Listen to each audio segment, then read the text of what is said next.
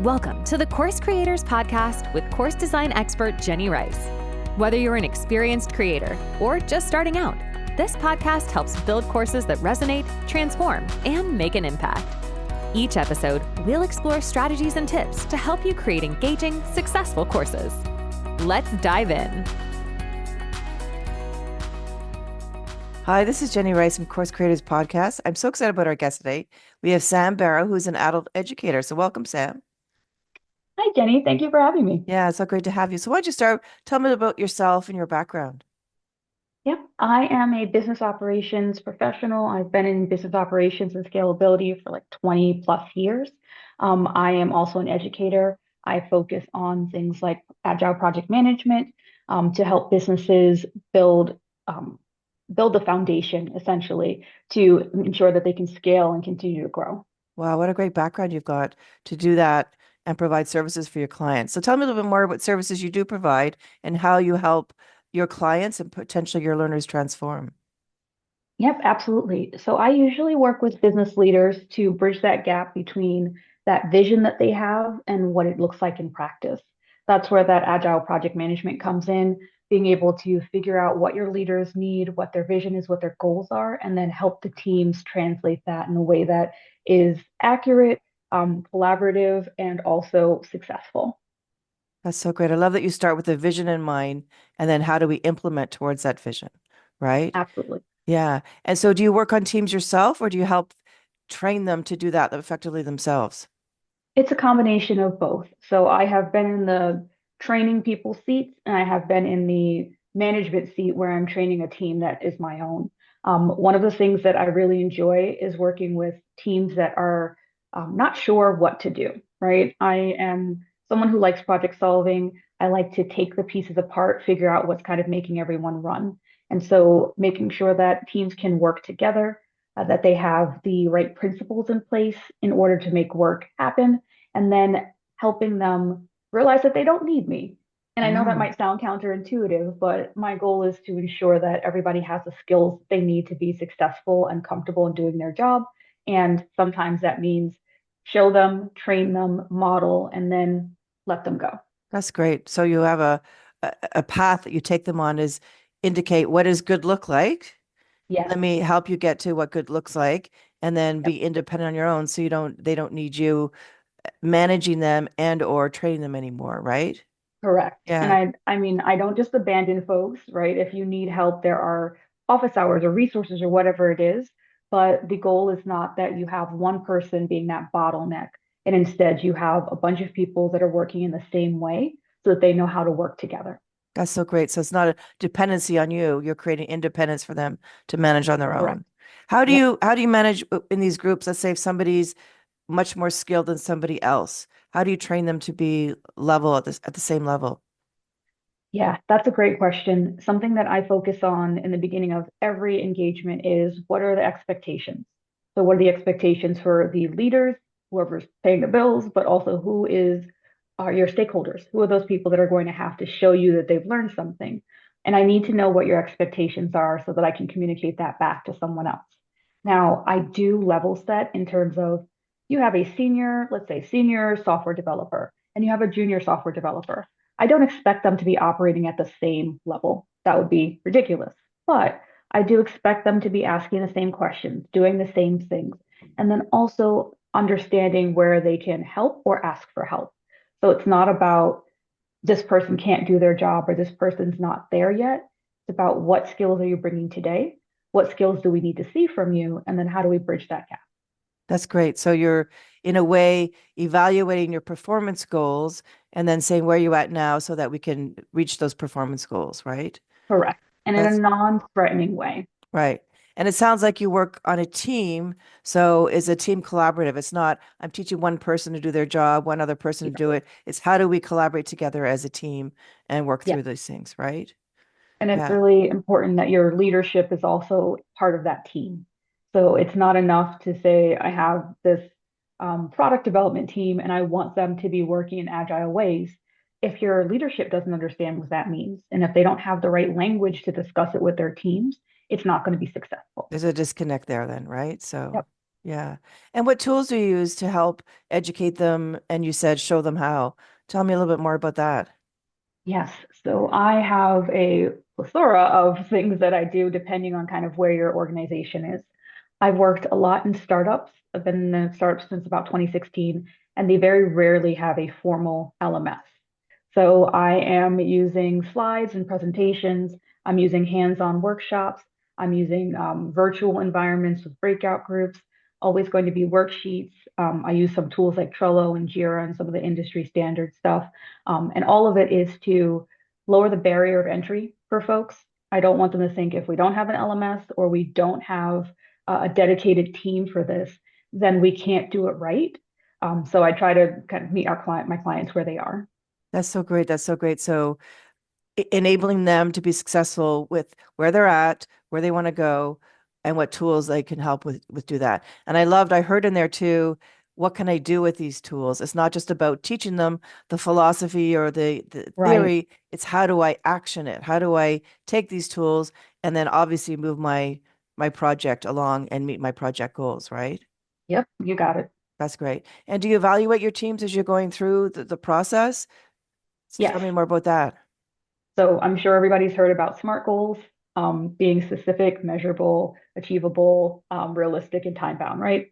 One of the things that I run into so often is that teams are very rarely time bound in a way that makes sense. And teams are usually, they don't have a specific goal in mind. One great example might be, hey, we want to get everybody on a new platform. Okay, tell me more. Tell me what we're looking for. And I can start to say, what does success look like for each individual within that environment? But if we don't understand what we're being asked, it's really hard to measure people and if they're successful. So this goes back to that expectation setting. What does it mean to be on a new platform? Who's responsible for it? What are you trying to get out of it?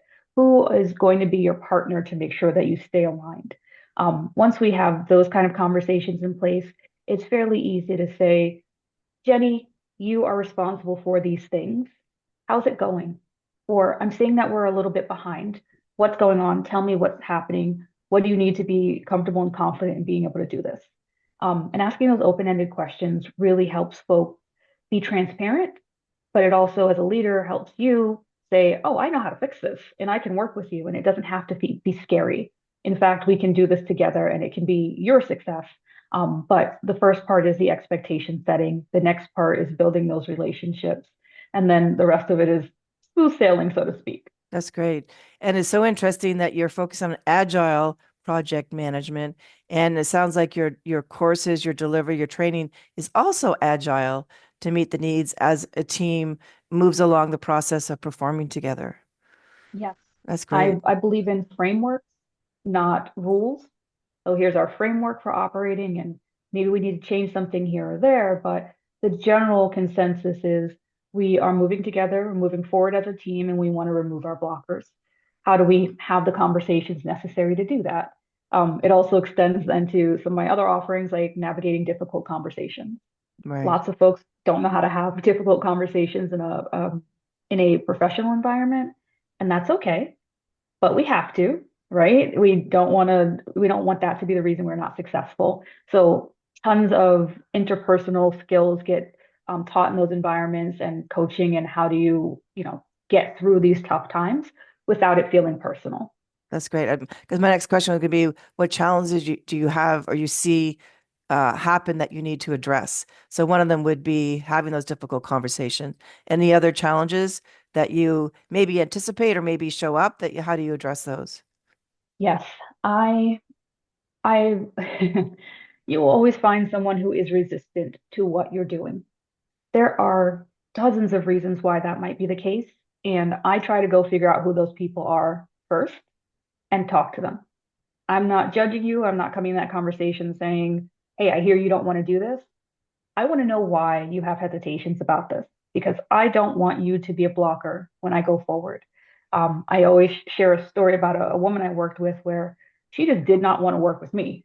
And I was like, what is going on? Are you okay? And it turns out that she just was overwhelmed and felt like she didn't have a voice.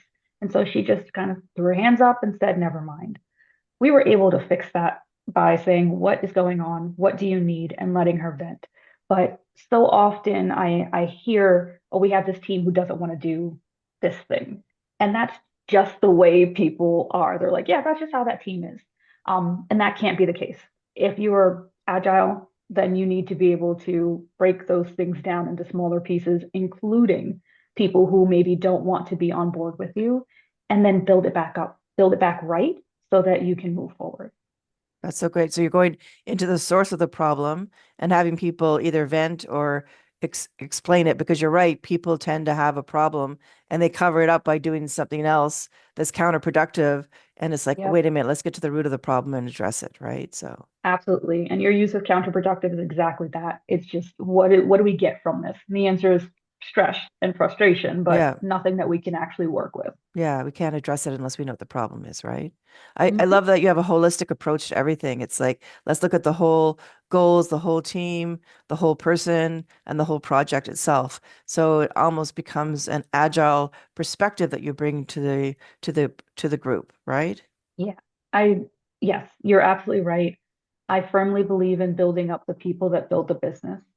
So I want to make sure that when you are done with your engagement with me, that you know how to motivate your team. You know how to move them forward.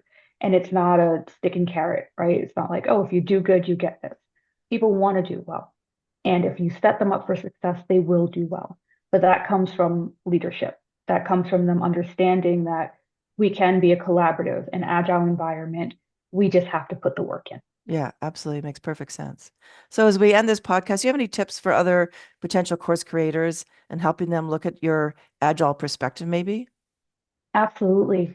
One of the things that I learned very early in my career, when I was studying my master's in education, was you can be an expert and not be able to translate that for other people. And so I fell into course creation because I needed people to do something a certain way. They didn't know how to do it, so I had to figure that out. And in that, it was a learning experience to say, okay, this seems really easy to me. I might say, go into Excel and type this in a cell. And someone might say, what is Excel? How do I create a new document? What? So you need to really think about what are all the steps? Where are your learners starting from? If you can, do a needs assessment. But it's successful and effective training is going to start from the very beginning. And oftentimes, as experts, we don't know what the beginning is anymore. We've been doing it for so long that our starting point is very different from our learners. Yes, I totally agree. There's two parts you said there is identify who your target audience is and where are they at so you can meet them where they're at. And I also use the analogy of you're a race car driver and you're trying to teach somebody to drive a car. So you have to think about, Absolutely. I do this intuitively. I know how to do this, but now I have to simplify it to somebody doing that. And how would they need to learn it versus how do I do it naturally, right? Yep, absolutely. Yep. Yeah, yeah, great little tip. So, Sam, it's been so great to have you on this podcast. Very insightful, a lot of great things and amazing things you're doing. So, thank you. I appreciate that, Jenny. Thank you so much. Yeah. So, this is Jenny Rice with Course Creators Podcast with Sam Barrow. Thanks again for being a guest here. Bye. Thanks for listening to the Course Creators Podcast. For more insights and to connect with a community of creators, join our Course Creator channel on The Great Discovery. We offer both free and premium memberships. Check the link below. Until next time, keep creating, inspiring, and transforming lives.